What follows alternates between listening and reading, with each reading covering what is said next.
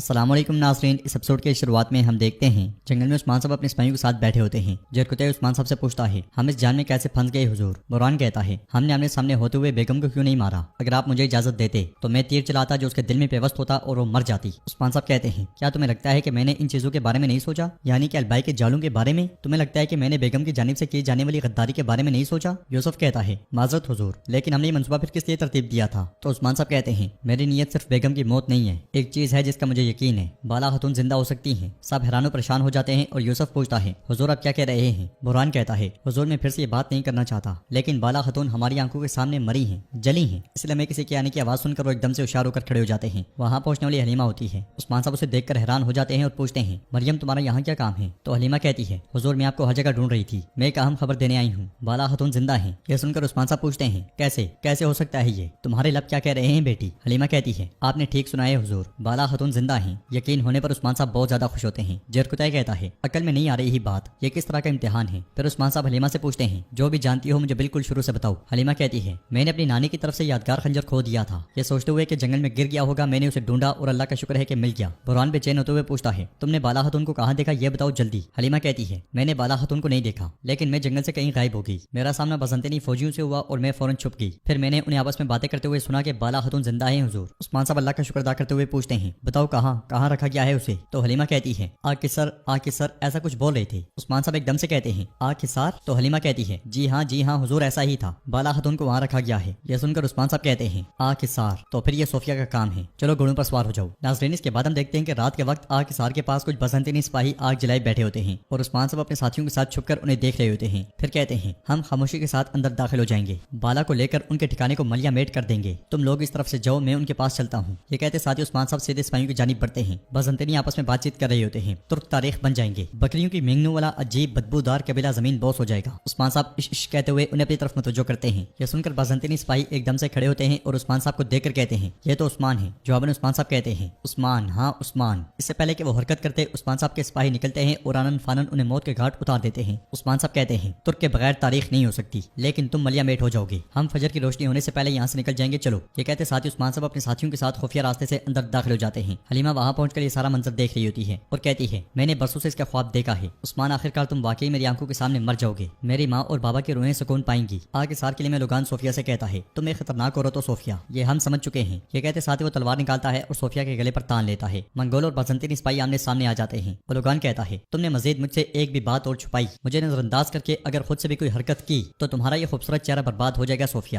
صوفیہ اپنے سپاہیوں کو پیچھے کرتے ہوئے کہتی ہے، تم منگولوں کے لیے جو کچھ ہو میں وہی بازنطینیوں کے لیے ہوں، میں تمہارے ساتھ غلط نہیں کروں گی، لیکن تم بھی مجھے اپنے ماتحت کتوں کے ساتھ نہ ملاؤ۔ لوگان تلوار پیچھے کرتے ہوئے کہتا ہے، بتاؤ عثمان کے یہاں آنے کو کیسے ممکن بناؤ گی؟ اگر وہ نہ آیا تو؟ صوفیہ کہتی ہے، وہ آئے گا، کیونکہ بالا کے میرے پاس ہونے کی خبر اس تک پہنچ چکی ہوگی، میں نے عثمان کو ایک ثبوت بھیجا ہے، اس کے اطراف میں اتنے احمق لوگ ہیں کہ وہ یہ جان بھی نہیں پائیں گے کہ یہ ثبوت میری طرف سے بھیجا گیا ہے۔ اور لوگان کہتا ہے، تو پھر اپنے خدا سے دعا کرو کہ یہ بات سچ نکلے صوفیہ، اور عثمان چنگل میں آ جائے۔ صوفیہ کہتی ہے، اور لوگان وہ چنگل میں آ چکا ہے، بس تھوڑی ہی دیر میں یہاں ہوگا۔ ادھر عثمان صاحب خفیہ راستے سے ہوتے ہوئے قلعے میں داخل ہو جاتے ہیں، ان کے ساتھ 3 جانباز برہان، جرکتائی اور یوسف ہوتے ہیں۔ وہ سب تلواریں بے نیام کرتے ہوئے محتاط انداز میں آگے بڑھتے ہیں۔ وہ کچھ دیر آگے بڑھتے ہی ہیں کہ بازنطینی ان کے سامنے آ جاتے ہیں۔ یہ دیکھ کر برہان عثمان صاحب سے کہتا ہے، حضور آپ جلدی سے قید خانے میں جائیں، مزید کتے بھی آ رہے ہوں گے، ہم انہیں سنبھالتے ہیں۔ یہ سنتے ساتھ ہی عثمان صاحب چلے جاتے ہیں اور برہان اپنے ساتھیوں کے ساتھ کافروں پہ ٹوٹ پڑتا ہے۔ تعداد میں کم ہونے کے باوجود وہ ڈٹ کے ان کا مقابلہ کرتے ہیں اور عثمان صاحب کے لیے لڑتے ہیں۔ زندان کی جانب بڑھتے ہوئے بازنطینی عثمان صاحب کے سامنے آتا ہے تو عثمان صاحب کہتے ہیں، میں تمہاری موت بنوں گا، میں تمہیں ان قید خانوں میں دفن کر دوں گا۔ عثمان صاحب کی آواز سن کر اندر موجود بالا خاتون عثمان صاحب کو پکارتی ہیں اور عثمان صاحب وہاں موجود بازنطینیوں پہ ٹوٹ پڑتے ہیں اور ان دونوں کو جہنم واصل کرنے کے بعد آگے بڑھتے ہیں۔ بالا خاتون بلند آواز سے کہتی ہیں، عثمان میں یہاں ہوں۔ عثمان صاحب ایک اور بازنطینی کو گراتے ہوئے وہاں پہنچتے ہیں اور اگلے ہی پل اس کا کام تمام کر دیتے ہیں۔ پھر بالا خاتون کو زندہ دیکھ کر بے حد خوش ہوتے ہیں۔ بالا خاتون بھی عثمان صاحب کو دیکھ کر بہت زیادہ خوش دکھائی دیتی ہیں۔ عثمان صاحب زندان کے پاس پہنچتے ہیں تو بالا خاتون ان سے کہتی ہیں، عثمان تم آ گئے؟ جواب میں عثمان صاحب کہتے ہیں، میں آ گیا بالا، میں آ گیا، میں تمہیں کبھی چھوڑ سکتا ہوں؟ ہاں۔ بالا خاتون کہتی ہیں، نہیں چھوڑو گے، میں جانتی ہوں۔ اس کے ساتھ ہی عثمان صاحب بازنطینی سے چابی لے کر زندان کھولتے ہیں اور اندر داخل ہوتے ساتھ ہی بالا خاتون کو گلے لگا لیتے ہیں۔ خوشی میں بالا خاتون کی آنکھیں بھر آتی ہیں اور عثمان صاحب کہتے ہیں، تم اب میرے سامنے ہو بالا، انہوں نے تمہارے ساتھ کیا کیا ہے؟ پہلے میں ذرا تمہیں ان زنجیروں سے نکال لوں، تم ٹھیک ہو نا؟ بالا خاتون کہتی ہیں، عثمان میں ٹھیک ہوں، تم آگے ہو۔ عثمان صاحب بالا خاتون کے جسم سے آہستہ آہستہ زنجیریں ہٹاتے ہیں اور پھر سے انہیں گلے لگا لیتے ہیں۔ پھر ان سے پیار کرتے ہوئے کہتے ہیں، میرے خوبصورت آنکھوں والی بیوی، میں نے سوچا کہ تم راکھ میں جل گئی ہو، میں نے تمہیں شعلوں میں دیکھا بالا، ہم کس تکلیف سے گزرے ہیں کیا تم جانتی ہو؟ یہ سن کر بالا خاتون بھی بہت زیادہ غمگین ہو جاتی ہیں۔ تو عثمان صاحب کہتے ہیں، لیکن اللہ کا شکر ہے کہ تم اب میرے سامنے ہو، صحیح سلامت بالکل۔ بالا خاتون کہتی ہیں، میں ٹھیک ہوں اور زندہ ہوں عثمان، اللہ کا شکر ہے۔ عثمان صاحب پھر سے انہیں گلے لگا لیتے ہیں اور جانے ہی لگتے ہیں کہ بالا خاتون کہتی ہیں رکو عثمان، مجھے تم سے کچھ کہنا ہے۔ صوفیہ نے مجھے ایسی بات بتائی کہ اس سے پہلے کوئی مزید کچھ کہتی عثمان صاحب کے ساتھی انہیں پکارتے پکارتے وہاں پہنچتے ہیں اور بالا خاتون کو دیکھ کر بہت زیادہ خوش ہوتے ہیں۔ بالا خاتون بھی خوش ہوتے ہوئے انہیں پکارتی ہیں۔ جرکتائی اللہ کا شکر ادا کرتا ہے۔ عثمان صاحب کہتے ہیں چلو چلتے ہیں، ہمارے پاس باتیں کرنے کے لیے بہت کچھ ہے۔ اس کے ساتھ وہاں سے نکل پڑتے ہیں۔ ادھر سے صوفیہ لوگان کے ساتھ آگے بڑھ رہی ہوتی ہے، انہیں اپنے سپاہیوں کی لاشیں راستے میں پڑی ہوئی دکھائی دیتی ہیں۔ ہیرسٹو ان کے پاس آ کر کہتا ہے جیسا آپ نے کہا ویسا ہی ہوا ہے، عثمان بالا کی خاطر آیا ہے، وہ ہمارے جال میں پھنسنے والا ہے۔ یہ سن کر صوفیہ کہتی ہے اولوگان میں نے تم سے کہا تھا عثمان آخر آ گیا ہے۔ اولوگان کہتا ہے تم نے عثمان کی خاطر بہت سے فوجیوں کو قربان کیا ہے۔ تو صوفیہ کہتی ہے چارہ ڈالے بغیر شکار نہیں آتا، جب عثمان میرے شکنجے میں آئے گا تو میں ان سب کا انتقام لے لوں گی۔ یہ کہتے ساتھ ہی وہ تلوار نکال کر آگے بڑھتی ہے۔ دوسری طرف بالا خاتون عثمان صاحب کے ساتھ آگے بڑھتے ہوئے کہتی ہیں عثمان میری بات سنو، یہ صوفیہ۔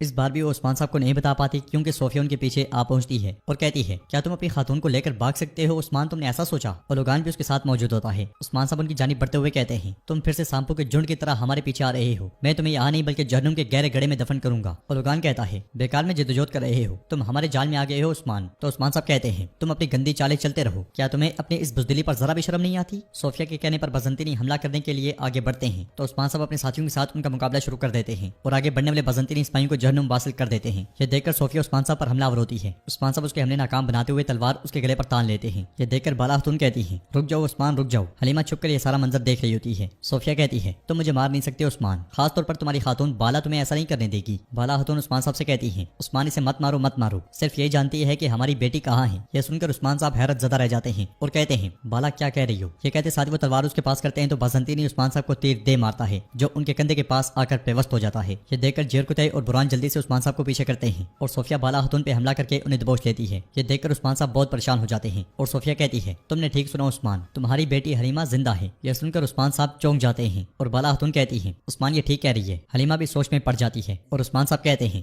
کیسے؟ بالا خاتون کہتی ہیں ہم اپنی بیٹی کو واپس لے جائیں گے عثمان، میں اسے محسوس کر سکتی ہوں۔ صوفیہ نے دیکھتے ہوئے پیچھے ہٹ رہی ہوتی ہے اور ہیرسٹو سے کہتی ہے بالا کو لے جاؤ۔ ہیرسٹو بالا خاتون کو لے کر چلا جاتا ہے۔ یہ دیکھ کر عثمان صاحب کو بہت غصہ آتا ہے، وہ تیر توڑتے ہیں اور بازنطینی سپاہیوں پہ ٹوٹ پڑتے ہیں اور آنن فانن سامنے موجود بازنطینی سپاہیوں کو جہنم واصل کر ڈالتے ہیں۔ ان کے سپاہی بازنطینیوں کا مقابلہ کر رہے ہوتے ہیں۔ برانم دیکھتے ہیں کہ لڑتے لڑتے بازنطینیوں کو جہنم تو واصل کرتا ہے مگر تکلیف سے ایک دم بیٹھ جاتا ہے۔ حلیمہ اٹھ کر جانے لگتی ہے کہ عثمان صاحب اسے دیکھ جاتے ہیں اور پوچھتے ہیں مریم تم یہاں کیا کر رہی ہو؟ حلیمہ کو دیکھتے ہوئے صوفیہ کے منہ سے بھی بے ساختہ نکلتا ہے پوئنا، اس لیے میں لوگان خنجر عثمان صاحب کو دے مارتا ہے جو ان کے کندھے میں جا لگتا ہے مگر عثمان صاحب پھر سے پوچھتے ہیں مریم یہاں کیا کر رہی ہو؟ سپاہیوں سے لے آؤ۔ یہ سنتے ساتھ ہی یوسف مریم کو لے کر آگے بڑھتا ہے۔ جرکتائی کہتا ہے حضور ہمیں جانا ہے، ان کی تعداد بڑھ گئی ہے۔ عثمان صاحب انکار کرتے ہیں تو جرکتائی کہتا ہے وہ ہمیں پکڑنے سے پہلے انہیں نقصان نہیں پہنچا سکتے۔ بران بھی اس کی جانب اشارہ کرتا ہے تو جرکتائی کہتا ہے حضور بران یہیں پہ ہے، چلیں۔ جرکتائی زبردستی عثمان صاحب کو لے کر پیچھے ہٹ جاتا ہے۔ یہ دیکھ کر بازنطینی سپاہی عثمان صاحب کے پیچھے بھاگ پڑتے ہیں اور بران زخمی ہونے کا ناٹک کرتا ہے۔ تو ناظرین اس کے ساتھ ایپیسوڈ بھی اختتام پذیر ہوتی ہے۔ ویڈیو پسند آئے تو لائک کر دیں، شیئر کر دیں، سبسکرائب نہیں کیا ہوا تو سبسکرائب کرنے کے ساتھ ساتھ گھنٹی والے آئیکن کو دبانا مت